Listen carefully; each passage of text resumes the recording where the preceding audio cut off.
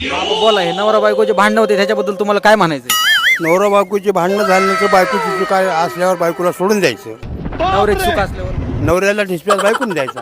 पण आजकाल काय होतंय, नवऱ्या बायकोची भांडणं झाली की सगळे नवऱ्याला दोष देतात. नाही नाही, नवरा तो महादेव असतो. लोकांना असं वाटतंय नवऱ्यानेच काहीतरी चूक केली असेल. नाही नाही, तो नवरा चूक करीतच नाही ना, चूक बाई करते. म्हणजे दोघांकडून पण चूक होऊ शकते. होती होती.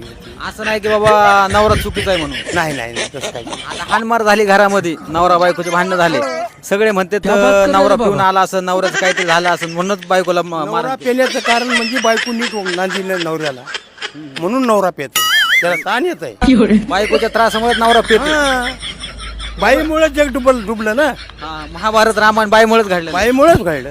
बाई काय मग गड्याला काय मान मारत आहे का नाही? बरोबर आहे, पाहिजे मान मर्यादा पाहिजे ना. माणसाचं पेण्यामागचं कारण पण बाईच असते. बाई